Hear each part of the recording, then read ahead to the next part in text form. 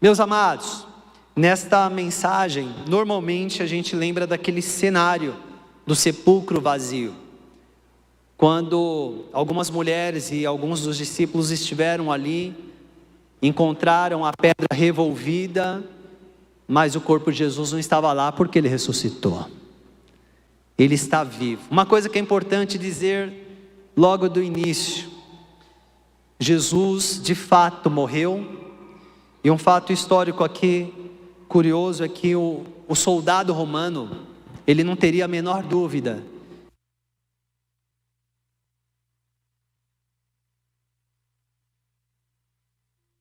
foi antecedido pelo Império Grego e o Império Romano, que foi um dos mais importantes na história da humanidade. Eles tinham um padrão para consolidar a sua expansão pelo mundo. Eles não mudavam a cultura dos povos que eles conquistavam. Então, por exemplo, eles não exigiram que os judeus abandonassem o judaísmo. O que eles exigiam é que cada povo conquistado pagasse impostos. Sabemos que os romanos foram responsáveis por criar grandes estradas, aquedutos. A parte de engenharia do Império Romano foi a principal do mundo. Quando você visita a Europa, alguns lugares, inclusive da Ásia, você vê a marca do Império Romano. E o Império Romano, ele tinha essa especialidade. Ele, de fato, sabia matar. Um soldado romano, ele não tinha dúvidas de que uma pessoa estava morta. E o método de crucificação, inclusive, ele foi historicamente, ele foi criado pelos romanos. De forma curiosa, o profeta Isaías havia predito a morte do Messias. Isaías, que viveu 700 anos antes de Jesus. Pra você ter uma ideia disso, é como se alguém vivesse lá em 1300 e pouco, já profetizando sobre algo que está acontecendo nos nossos dias. Foi exatamente o tempo em que Isaías viveu antes de Jesus. Mesmo assim, a morte por crucificação não sendo conhecida nos dias de Isaías, Isaías já predisse o tipo de morte que o Messias teria. E essa morte que foi criada pelos romanos. E era uma das mortes mais humilhantes que existia.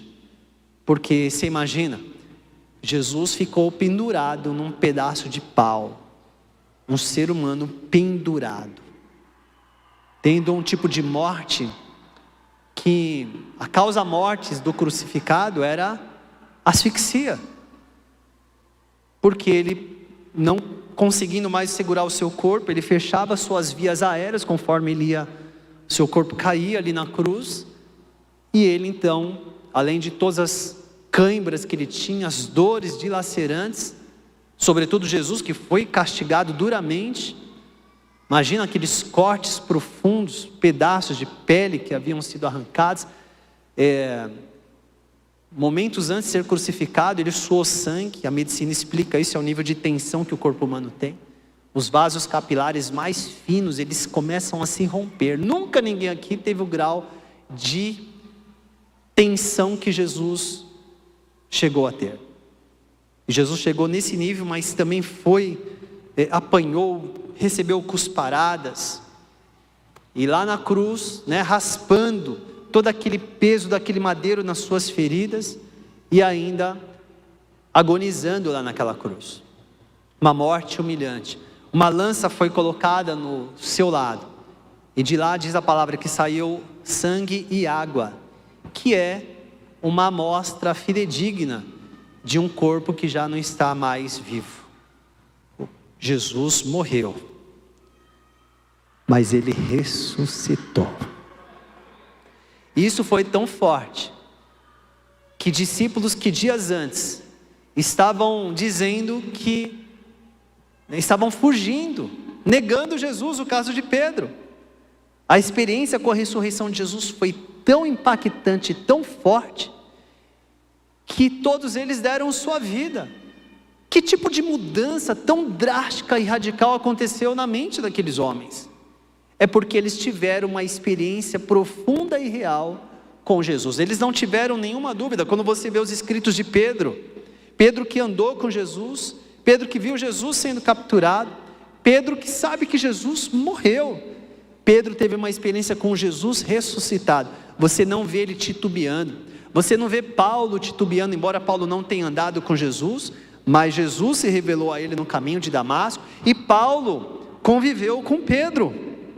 Por um tempo eles estavam, quando Paulo estava em Jerusalém, Pedro e eles estiveram juntos, eles se conheceram. Paulo conheceu os apóstolos, Paulo conheceu as primeiras testemunhas que andaram com Jesus, que viram Jesus morto, mas viram Jesus vivo. Você não vê nenhum pingo de dúvida na cabeça destas pessoas que foram capazes de abrir mão de toda a vida que tinham para pregar o poder da ressurreição de Jesus. Portanto, nós estamos falando, estamos adorando o Filho de Deus que morreu e ressuscitou. Após isso, amados, a morte já não é mais a última coisa que acontece com alguém. A morte já não tem mais a última palavra. A morte já não é mais o último capítulo. Sabe aquela frase conhecida? Para tudo tem um jeito, só não tem jeito para... Não é isso que as pessoas falam? Tem jeito de falar. Aí tem algumas pessoas que falam, lógico que tem jeito. Para tudo tem jeito, só não tem jeito para a morte. Pois é, mas com a ressurreição de Jesus, até para a morte tem jeito. E o jeito para a morte é a ressurreição. A morte já não tem mais a palavra final. Não é isso, mas o que vai acontecer, a última coisa na sua vida não é a morte, é a ressurreição. A Bíblia diz que alguns ressuscitarão para a vergonha eterna, é verdade. Ninguém, segundo a doutrina da palavra de Deus, ninguém ficará no estado de inconsciência, no estado do vazio, no estado do nada. Não existirá isso, não é uma doutrina bíblica isso. Todos estarão em plena consciência, porém alguns para a vergonha eterna, outros ressuscitarão para a vida eterna em Jesus. E se você já tem Jesus na sua vida, se Ele já é a sua Páscoa, se Ele já é o Senhor, quero te informar, você é a pessoa mais feliz deste mundo, porque você será ressuscitado para a vida eterna. Avisa seu irmão, se você está em Cristo, você é uma nova criatura. Diga, a morte não é a última, não tem a última palavra na sua vida. Diga, você recebeu a vida eterna. Amém, amado? Você pode aplaudir o Senhor por isso? Que coisa poderosa. Estamos celebrando essas coisas. Estamos celebrando tudo isso. Agora, me permita aqui compartilhar ainda mais algumas coisas que aconteceram, e o Dr. Lucas registra isso no livro histórico de Atos, quando ele relata alguns comportamentos que aqueles discípulos tiveram por causa da ressurreição. Olha só o que diz o capítulo 4 de Atos. Hoje eu não coloquei no slide, então se você está com a sua Bíblia aí física, você pode abrir em Atos 4, se você não tiver com a Bíblia física, abra no seu celular, mas não fica distraindo com outro, com WhatsApp, com outras coisas, não, fica focado na palavra agora, nesses minutinhos, tá bom? Por gentileza. Atos capítulo 4, olha o que diz aqui: enquanto Pedro e João falavam ao povo, chegaram os sacerdotes, o capitão da guarda do templo e os saduceus. Eles estavam muito perturbados, porque os apóstolos estavam ensinando o povo e proclamando em Jesus a ressurreição dos mortos. Se você estivesse em Jerusalém, se você chegasse lá, e você visse ali um povo ouvindo, aí você olha, deixa eu ver quem está no meio, você ia, puxa, é Pedro e João. Você ia ver Pedro e João ali, e você ia ver um outro grupo chegando, eram os líderes religiosos, que eram as pessoas que controlavam a sociedade judaica, chegando com a polícia do templo. Lembra que o Império Romano não se intrometia nessas questões internas. Por isso que teve uma hora que ficou um joga para lá, joga para cá na hora da crucificação de Jesus, na hora da prisão de Jesus. Um jogando para o outro. Pôncio Pilatos, que era o representante do Império de Roma, devolveu Jesus para ser condenado pelo seu próprio povo. Então, eles estavam ali, e você está observando, quem está lá no meio da roda? Pedro, João, as pessoas ouvindo, a polícia do templo chegando, os líderes religiosos estavam bravos, estavam incomodados com Pedro e João, e você falasse assim: deixa eu ouvir o que Pedro e João estão ensinando. O que é que você ouviu da boca deles? Eles estavam ensinando sobre a ressurreição de Jesus. Porque se Jesus não tivesse ressuscitado, irmãos, Jesus seria só mais uma pessoa que falou coisas bonitas. Mas toda a obra de Jesus e o poder da sua ressurreição é o que Pedro e João estavam ensinando. E olha só, agarraram Pedro e João, e como já estava anoitecendo, colocaram eles na prisão até o dia seguinte. Mas muitos dos que tinham ouvido a mensagem creram, chegando o número dos homens que creram a perto de 5.000. No dia seguinte, as autoridades e os líderes religiosos, os mestres da lei, reuniram-se em Jerusalém. E ali estavam Anás, que era o sumo sacerdote, Caifás, todos aqueles que eram da família do sumo sacerdote. Mandaram trazer Pedro e João diante deles, começaram a interrogá-los: com que poder ou em nome de quem vocês fizeram isso? O que estava acontecendo aqui, no capítulo anterior, no capítulo 3 de Atos, você vai encontrar a história.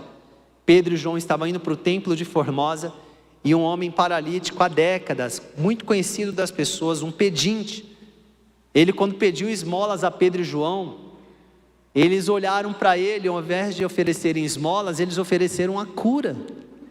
E eles pegaram aquele homem que foi curado da sua paralisia, entrou com eles no templo, saltando e louvando a Deus, e as pessoas ficaram impactadas e perplexas com aquela cura, e começaram a dar ouvidos para Pedro e João. E foi isso que deixou aquela liderança religiosa incomodada, desconfortável. Agarraram Pedro e João, trouxeram para julgamento e falaram: vocês fizeram isso como? Como que vocês fizeram esse negócio aí? A autoridade de quem? Em nome de quem vocês fizeram isso? E a resposta de Pedro: então Pedro, cheio do Espírito Santo. Então Pedro, cheio do Espírito Santo. Pedro estava como? Cheio do Espírito Santo. Irmãos, isso aqui é importante. Como eu disse aqui no início, as pessoas trocam mensagens de Feliz Páscoa. A tradição até tem um certo valor bonito, só assim, como uma tradição bonita para a sociedade, mas não tem efeito nenhum se a pessoa não experimenta o poder da ressurreição, a nova vida, e não tem uma vida cheia do Espírito Santo. Porque se ela não tem uma vida cheia do Espírito Santo, ela não tem impulso espiritual para dizer a verdade, para ser uma testemunha de Jesus. Quando Jesus disse: vocês serão cheios do Espírito Santo, fiquem na cidade, e para que vocês sejam revestidos de poder, e sereis minhas, o quê? Minhas testemunhas. A palavra testemunha que você encontra lá, é a mesma raiz para a palavra mártir. Se tornar um mártir. Sabe o que Jesus estava dizendo? Vocês vão receber poder a ponto de vocês se tornarem mártires. Era isso. Jesus não precisa de seguidor na conta do Instagram dele. Jesus não precisa de simpatizantes. Ele está dizendo que o poder da ressurreição dele, da nova vida, que vence a morte, torna as pessoas testemunhas, que significam, são pessoas capazes de correr qualquer risco, ainda que seja um risco à própria vida, para anunciar a maior verdade da humanidade: Cristo está vivo. Então, quando Ele nos fez testemunhas, quando Ele transformou nossa vida, Ele não nos fez apenas membros de uma igreja, um frequentador de culto. Ele nos transformou em testemunhas, e testemunhas, para cumprirem bem sua função, precisam estar cheias do Espírito Santo. Se a gente não está em comunhão com o Espírito Santo, nós nos tornamos arredios, ficamos vacilantes, a gente calcula muito, a gente diz: mas se eu falar a verdade aqui, eu posso perder meu emprego, posso perder essa amizade, posso sentir rejeitado. Ontem um jovem me perguntou, depois da apresentação, ele me abordou lá atrás e falou: pastor, ele foi direto ao ponto, ele falou assim: eu quero te ouvir, o que você acha do cigarro e da bebida? E eu falei: olha, primeiro que a bebida e o cigarro, né, todo mundo sabe disso, todo mundo sabe que faz mal para o corpo, mas eu fui um pouquinho mais específico para ele. Eu falei assim: o álcool, por exemplo, o cigarro não vou nem falar, né? Vamos nem gastar saliva para falar do cigarro. Uma tristeza. Mas o álcool, que tem um pouco mais de aceitação. O álcool não é metabolizado pelo organismo humano. Falei para ele. Eu falei, ser pastor não é só estudar teologia, formar em teologia. Eu gosto de estudar também sobre o nosso corpo, sobre comportamento. Eu estava conversando com ele, são as áreas que eu estudo. Terminei uma pós em neurociências, que estuda o quê? Cérebro. Estuda toda a nossa composição. O álcool não é digerido, não é metabolizado no corpo humano. O pâncreas não sabe o que faz com isso. Tem gente que tem uma pancreatite aguda, não sabe nem por que teve. E muitas vezes está relacionado ao álcool. O álcool só traz problema, querido. Eu falei, então do ponto de vista, assim, do ponto de vista orgânico, é a primeira resposta. A segunda resposta, então os médicos aqui para me ajudar aí. A segunda resposta é quando você faz do cigarro e da bebida um elemento para aceitação social. Você fala, se eu não beber, a galera não vai me aceitar. Pô, vou ser o chato. Eu falei, hoje muita gente já não está nem fumando e bebendo, mesmo não conhecendo Jesus, já não quer saber. Porque já experimentou na própria pele a tristeza que é. E depois que viu que a vida melhorou. O corpo responde melhor, óbvio. Agora, o problema é quando você faz disso um elemento de aceitação. Pô, se eu não beber, a galera não vai me aceitar. Cara, você precisa de um copo de bebida para as pessoas dizerem quem você é, cara. Que fraqueza. Cara, a gente chegar nesse nível, você precisa da validação das pessoas, dizerem que você é uma pessoa bacana, legal, porque você bebe junto com elas.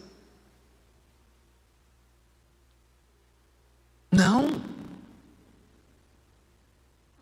Olha, as pessoas, primeiro que essa é uma boa prova de amor. As pessoas te aceitam mesmo você não bebendo? Que uma vez eu fiz um casamento e teve uma recepção e eu estava uma hora perto, eu estava longe dos noivos, estava ali e tal, daqui a pouco eu vi cadê a bebida aqui? O cara reclamando, né? Parente do noivo. Aí começou a reclamar do casamento, porque não tinha bebida. O camarada saiu da festa, foi embora. E eu falei, puxa, que tristeza ter gente assim, que ao invés de ir lá apreciar, né? Sobrinho, familiar casando, vai ter bebida, não vai ter. Cara, estou aqui para apreciar a estação da vida dele. Não, tem bebida, vou embora. Que faltou na aula de noção, né, irmão? Mas faltou, não foi nenhum. Como é que vive isso, cara? Sabe de uma coisa? Era melhor não ter vindo. É esta a relação que as pessoas têm umas com as outras. Eu te aceito que você bebe, cara. Então, eu disse isso para ele agradeceu. Gostei da pergunta que ele fez. Eu falei, olha, tudo que você tiver de dúvida, fica super à vontade para me perguntar. Ele falou, não, eu sei que tua vida é coisa. Não, mas aqui a gente vai se encontrando, aí vai perguntando, ele está chegando. Vai perguntando, aí a gente vai conversando. Está tudo certo. E com isso, por que eu estou dizendo isso?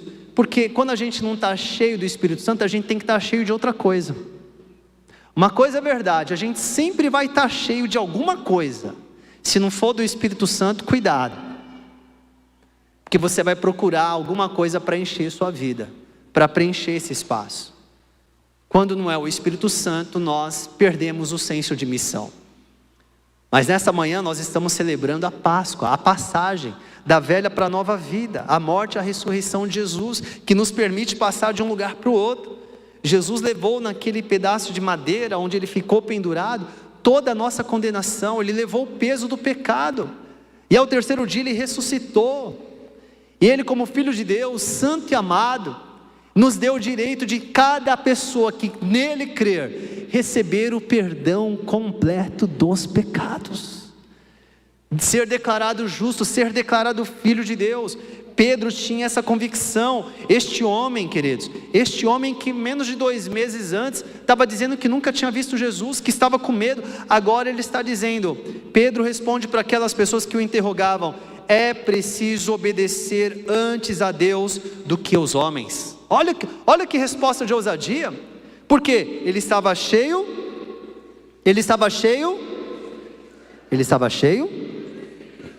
e ele diz, o Deus dos nossos antepassados, ele diz com toda clareza, ressuscitou Jesus. Ele está falando de Abraão, Isaac e Jacó, o Deus que chamou Abraão, o Deus que deu a promessa, o Deus que deu a promessa a Abraão, que na semente de Abraão, todas as nações da terra seriam abençoadas. Este Deus ressuscitou a Jesus, a quem os senhores mataram, suspendendo-o no madeiro. Deus o exaltou, colocando à sua direita como príncipe e salvador, para dar a Israel arrependimento e perdão dos pecados. Nós somos testemunhas dessas coisas, bem como o Espírito Santo que Deus concedeu aos que lhe obedecem. Olha só, Deus concede o Espírito Santo aos que lhe obedecem. Ouvindo isso, aqueles homens ficaram furiosos, queriam matá-los. Mas um fariseu chamado Gamaliel, mestre da lei, respeitado por todo o povo, levantou-se no sinédrio e pediu que os homens fossem retirados por um momento. Olha, pessoal, vem aqui. Deixa eu pedir uma coisa para vocês aqui. Tira o Pedro e o João, tira esse pessoal que está aqui, tira eles um pouquinho, eu preciso conversar com vocês aqui. Aí tirou Pedro e João, alguns que estavam com ele. Aí Gamaliel, que era um mestre da lei, esse daqui não faltou na aula de noção não. Ele levanta-se, era uma pessoa respeitada, olha o que ele disse.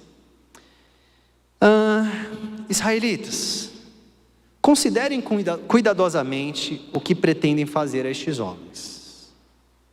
Há algum tempo apareceu Teudas, reivindicando ser alguém. Cerca de 400 homens se juntaram a ele. Ele foi morto e todos seus seguidores se dispersaram e acabaram em nada. Depois dele, nos dias do recenseamento, apareceu Judas o Galileu, que liderou um grupo em rebelião, também foi morto e todos seus seguidores foram dispersos.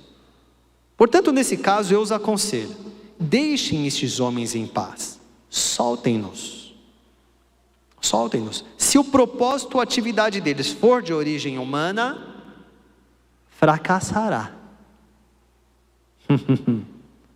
Se proceder de Deus, vocês não serão capazes de impedi-los. Se for de Deus, vocês não serão capazes de impedi-los. Meu amado, minha irmã, quando nós somos movidos pelo Espírito Santo e fazemos a obra do Senhor, pode levantar quem quiser contra você. Quando Deus está, nada e ninguém será capaz de impedir aquilo que Deus quer fazer na sua e através da sua vida. Nada. Que conselho, hein? Ei, pessoal, o Teudas apareceu, o Judas também, os caras vieram, fizeram um barulho, centenas de pessoas sumiram. Então deixa eles. Se for projeto de origem humana, vai fracassar. Será que fracassou? 20 séculos depois, nós estamos aqui, falando do testemunho destes homens, que Jesus está vivo, Você pode aplaudir a palavra do Senhor. Se for de Deus, e é de Deus, permaneceu. E quando eu falo isso, meu coração se enche de alegria, porque o Evangelho está tão vivo, irmãos. E aí então, depois deles tal, ele também foi morto. Portanto, nesse caso eu aconselho, deixe esses homens em paz, soltem. Se proceder de Deus, vocês não serão capazes de, pois se acharão lutando contra Deus. Esse que é o problema, amados. Se você está fazendo uma coisa movido pelo Espírito Santo, cheio do Espírito Santo, em nome do Senhor, seja uma pessoa também recheada de compaixão, porque quando alguém se levanta contra aquilo que Deus está fazendo através da sua vida, esta pessoa está se levando contra o próprio Senhor. Então, né, nesse sentido, você, quando alguém vai e te ataca, porque onde que está o poder, queridos? O poder é você podendo fazer mal e não fazer. Isso que é poder. O poder é você ter todo o poder para poder prejudicar E você não fazer por causa de compaixão, por causa de domínio próprio, por causa do fruto do Espírito de Deus na sua vida. Então, quando você está realizando a obra do Senhor, no nome dEle, Deus, Ele está protegendo a você com a presença do Espírito Santo, e Ele está protegendo você, te dando poder. Ele está dando poder para você. Agora vai se levantar resistência, vai ter resistência. E se o teu coração é vingativo, se o teu coração é aquele coração que qualquer coisa te ofende, te deixa triste porque alguém falou, em algum momento você vai perder o foco da missão, do chamado de Deus na sua vida, e você vai se ver criticando essa pessoa, triste com ela, esquecendo que você está numa realidade espiritual. E neste caso, essa pessoa, se ela está lutando contra você, e você está fazendo algo no nome do Senhor, ela está se levantando contra o próprio Deus. Por isso você deveria ter misericórdia e compaixão dessa pessoa. Tenha compaixão. Não fique também preso às perseguições. Olha o que aconteceu com eles aqui. Depois que Gamaliel deu esse conselho, eles foram convencidos pelo discurso dele. Chamaram os apóstolos. Pode entrar de novo aí. Mandaram açoitá-los. Olha o coração duro daqueles líderes. Eles receberam o conselho de Gamaliel, mas mandaram açoitar Pedro e João. Depois ordenaram-lhe que não falasse no nome de Jesus e os deixaram sair em liberdade. Ou seja, eles poderiam matar, mas não mataram, mas açoitaram falando, para de falar. É lógico que Pedro não parou de falar, porque disse, antes temos que obedecer a Deus do que às autoridades. Devemos respeitar as autoridades, mas quando passa a linha, respeitar as autoridades me levará a desobedecer a Deus, aí chegou o limite da obediência à autoridade, porque antes eu obedeço a Deus e não à autoridade. A autoridade foi estabelecida por Deus, e como cidadãos nós devemos cumprir bem o nosso papel. Mas se ultrapassar a linha, onde eu vou quebrar um princípio, aí eu estou desobrigado de obedecer à autoridade, porque eu tenho que obedecer em primeiro lugar o Senhor. E eles falaram, pare de falar nesse nome, mas açoitaram. E aí o versículo final, os apóstolos saíram do sinédrio, tristes porque tinham apanhado. Olha o que diz o texto bíblico do Dr. Lucas, alegres por terem sido considerados dignos de serem humilhados por causa do nome. Todos os dias no templo, de casa em casa, não deixavam de ensinar e proclamar que Jesus é o Cristo, é o enviado de Deus para a humanidade, para salvá-la. Saíram alegres. Talvez quantos de nós, por pouca coisa, está reclamando. Eles saíram, imagina, os cortes. Imagina, você já raspou suas costas no arame farpado? Foi passar lá. E parece que enfiaram uma agulha ali, né? Então, eles ficaram assim, machucados, e saíram alegres. Eles estavam dizendo assim, nós tivemos o privilégio de sofrer por causa do nome de Jesus. A cabeça de alguém que experimenta o poder da ressurreição é diferente, irmãos. É diferenciada. Ela não vê perseguição e resistência como um problema, ela vê como um privilégio. Deveríamos nos preocupar se não tem resistência nenhuma.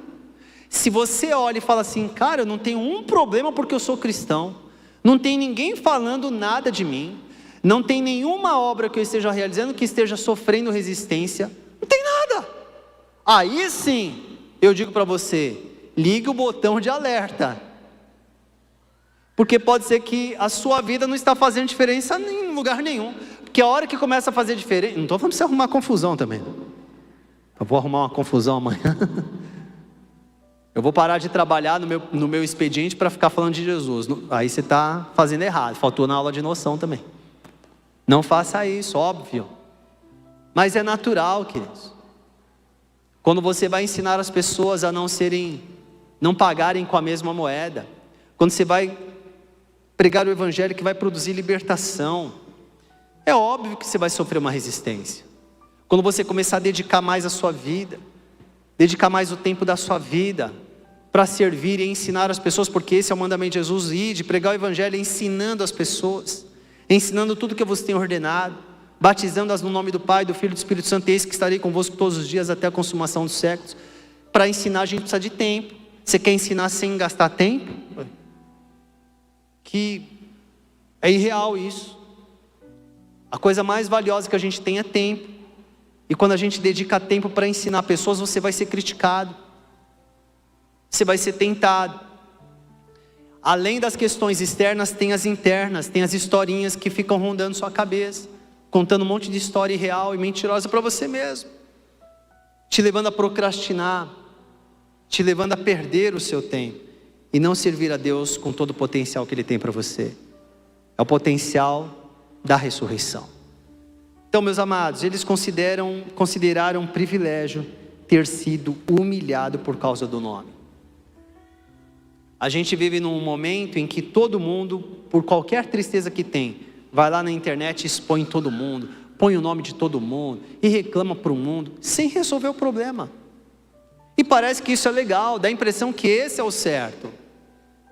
Será que a gente consegue entender isso? Cara, se eu for humilhado por causa de Jesus, cara.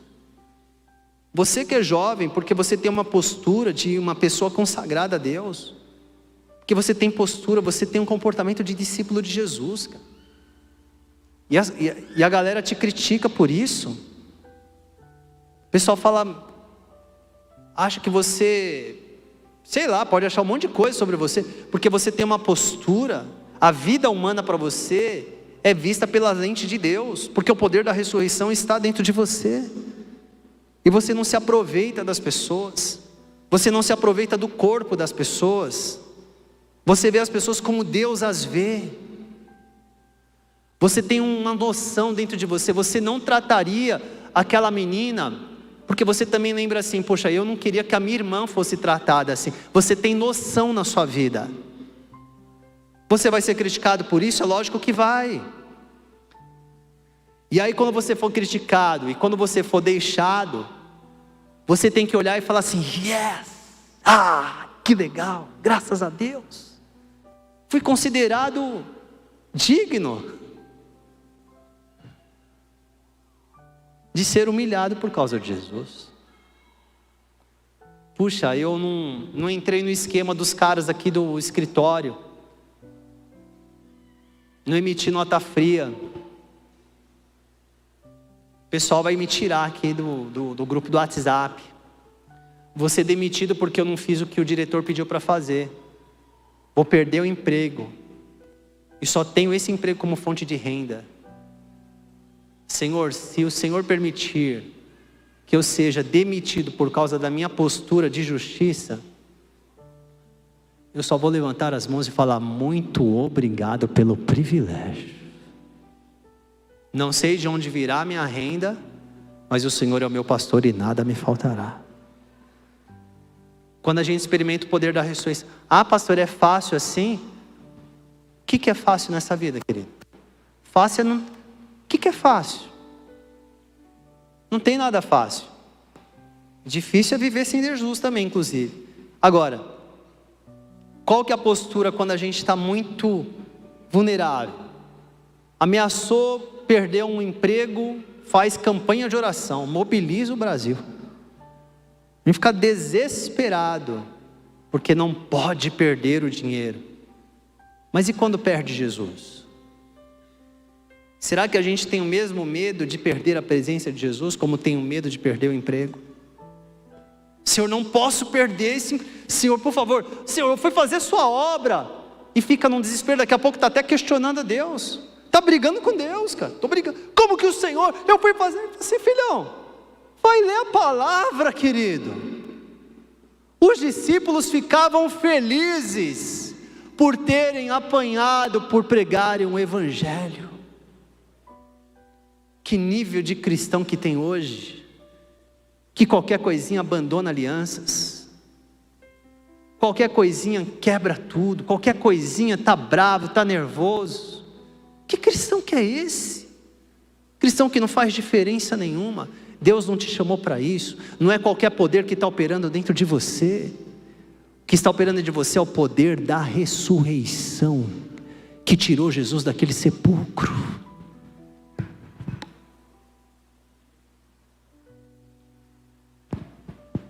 Foi para isso que você foi chamado, querido. Feliz Páscoa. Feliz ressurreição de Jesus. Amém. Amém. Aplauda a palavra do Senhor.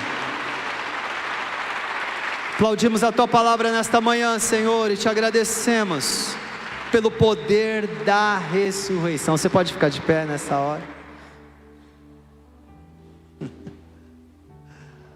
Né, Genilson? Hein, Beto? Poder da ressurreição, cara.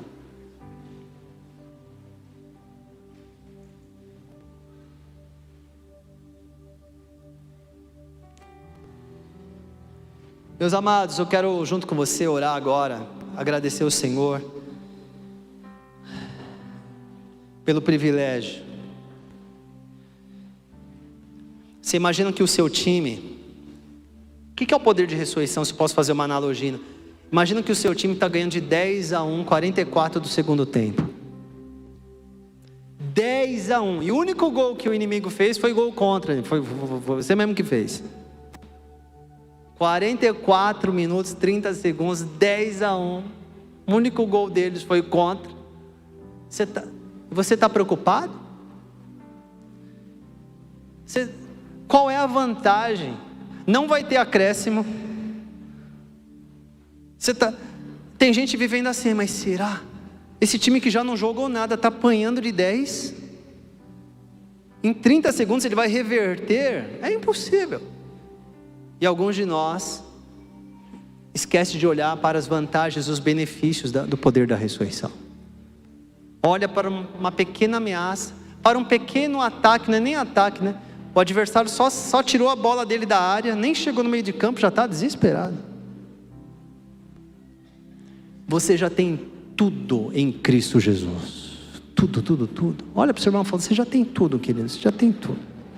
Você já tem tudo que você precisa.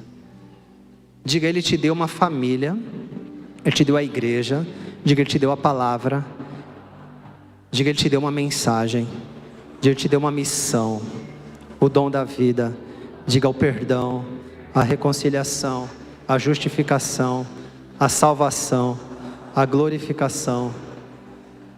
Ele te deu uma missão, te deu um coração. O que mais que a gente quer? Está brigando pelo quê? Ei, está brigando pelo quê? Que luta que você entrou aí? Qual é a tua guerra? Qual é a tua briga? Você está brigando com quem? E por que você está brigando? Se você já tem tudo. Temos tudo, temos o poder da ressurreição operando dentro de nós. Quero convidar você a levantar suas mãos agora e agradecer o poder da ressurreição. O pastor Samuel vai nos conduzir nesses próximos minutinhos, aqui numa canção e numa celebração. Mas antes eu peço que você levanta bem alto as suas mãos. Levanta bem alto. Levanta bem alto. Com base na palavra de Deus, diga assim comigo, obrigado, Senhor, porque eu tenho a tua palavra. Diga, eu tenho exemplos a serem seguidos. Diga aos apóstolos, não tiveram medo da morte, não tiveram medo de serem rejeitados. Diga em nome de Jesus, aquele poder que estava atuando neles, que estava atuando sobre a vida deles, diga, eu quero viver este poder. Diga, portanto, Senhor, diga, eu me rendo a Jesus. Diga, eu rendo toda a minha vida ao Senhor. Diga, eu quero te agradecer pelo poder da ressurreição. Diga, eu quero te agradecer pela mensagem do Evangelho que alcançou a minha vida. Diga, ela é muito mais importante do que o meu trabalho, do que o lugar que eu moro. Diga, o poder do Evangelho é muito mais importante do que qualquer coisa que eu tenha ou terei. Diga, eu não quero desejar nada mais do que eu desejo a presença do Senhor Jesus sobre a minha vida. Diga, o pecado não tem mais domínio sobre a minha vida. Diga, eu não sou mais escravo do pecado. Diga, eu nasci de novo, eu recebi a vida de Deus. Diga, o poder da ressurreição está operando dentro de mim. Diga neste dia: eu quero celebrar a ressurreição de Jesus dentre os mortos. Diga a morte não tem a última palavra. Diga a morte, ela foi destruída. Diga, ela foi vencida por Jesus. Diga, e nós recebemos a vida do nosso Salvador. Diga, recebemos a promessa eterna. Diga, eu te agradeço, Senhor, pelo selo da salvação. Diga, eu te agradeço, Senhor, pelo teu Espírito Santo. Diga bem forte: eu te agradeço, Senhor, pelo amor que foi derramado sobre a minha vida. Diga, neste dia eu celebro, diga com toda a minha força, a ressurreição. Diga, a ressurreição. Diga, a minha vida será um testemunho vivo. Diga, ela será um testemunho vivo. Diga, de que Jesus, diga, de que Jesus está vivo. Diga, Ele está vivo e voltará. Você pode aplaudir a ressurreição, a ressurreição, o poder da vida, o poder da vida. Onde a morte operou, agora está a vida. É o rio de vida, é o rio de vida que flui, que flui, que flui através da sua vida, através da sua boca, através das suas atitudes. Há um rio de vida que flui, que flui, que flui e nunca mais terminará. Louvado seja o Senhor.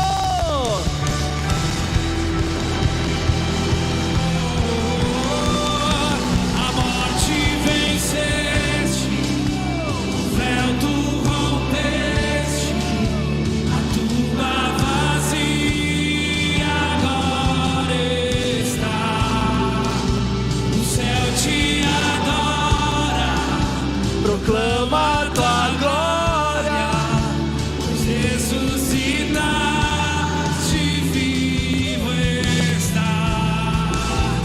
És invencível, inigualável, hoje pra sempre reinarás. Teu é o reino, tu é a glória, acima a morte venceste. Vamos declarar novamente: Jesus, a morte venceste, o véu tu rompeste, a tumba vazia agora está. O céu te adora. Vai louvando. Proclama a tua glória, pois ressuscitaste, vivo está. És invencível, inigualável, inigualável, hoje pra sempre reinará. Teu é o reino, teu é o tua é a glória. Tu é a glória, acima de todo nome está. Poderoso esse nome é, poderoso esse nome é, o nome de Jesus, meu Rei. Poderoso esse nome é, mais forte que tudo é. Poderoso esse nome é, nome. Todos juntos com os instrumentos declaramos: poderoso esse nome é, poderoso esse nome é, o nome de Jesus, meu Rei. Poderoso esse nome é, mais forte que tudo é. Poderoso esse nome é, nome de Jesus. Poderoso esse nome é, nome de Jesus. Poderoso esse nome é, nome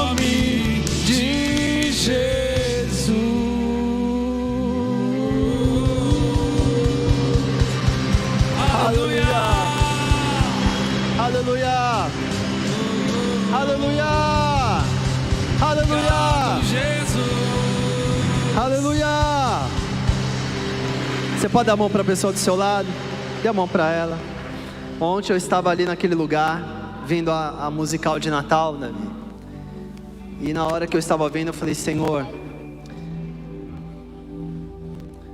assim como o Pedro, que tinha tantas questões, entrou numa confusão com ele mesmo, e tudo tem a ver com o relacionamento dele com Jesus.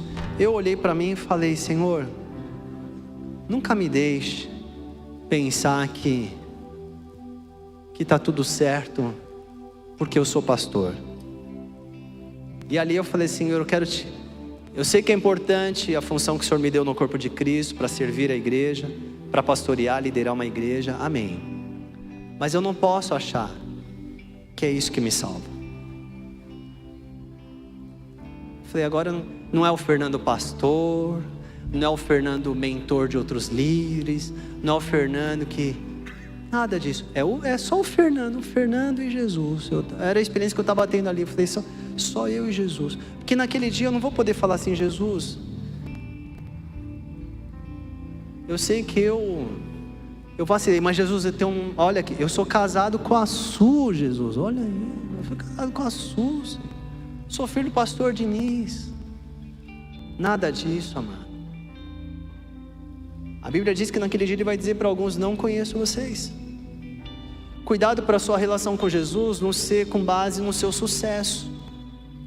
Tem um carro legal, tem uma casa legal, olha como Deus me abençoa. Cuidado para você não pensar assim. Deus pode ter te abençoado, te dando sim o necessário e o condigno, mas não pense só isso, porque o diabo também dá carro, tá, querido? Cuidado. Você pode ter muitas coisas e estar longe de Jesus. Então não é a tua casa, teu carro, teu bom trabalho, teu bom emprego, tua ótima empresa, os teus títulos, tuas realizações, seus cursos, sua inteligência, seu conhecimento, quanto você é legal, tua força. Nada disso é suficiente, é pó, some. Nada disso pode assegurar você. A única coisa é o seu coração ligado ao coração de Jesus. Então é isso que você e eu devemos buscar. Senhor, é isso que eu quero. Não posso olhar para a minha família. Obrigado pela minha família, eu sou feliz pela sua, pelos meus filhos, mas não são eles que me asseguram, é o Fernando e Jesus. Busque isso. E aí ele diz: aqueles que creem em mim, e crer não é só acreditar que ele existe, mas se relacionar com ele, rios de água viva fluirão do seu interior. Eu já contei aqui dezenas, mas não me canso de contar. Tem uma senhorinha, Dona Zefinha, você já conhecia? Já conheceu ela? Porque ela pregou o evangelho para minha avó, que pregou para minha mãe, que pregou para o meu pai. Meu pai foi dirigido por Deus para vir começar um grupo familiar em Guarulhos, que se transformou numa igreja local, que já se multiplicou em outras igrejas. Sabe por quê? Porque tem um rio de água viva fluindo. A Dona Zefinha nem existe mais, amado. Isso que é bonito. Porque quando o rio de vida começa a fluir dentro de nós, ele nunca mais para. Ainda que a gente deixe de existir, ele continua fluindo. Um dia ela vai saber. Um dia ela vai saber o fruto do trabalho dela. Esse rio começou dentro de você. É a vida eterna fluindo através de você. E vai alcançar a gente que você nem imagina. É só você agir com posicionamento. Não negocie aquilo que Deus colocou e entregou às suas mãos.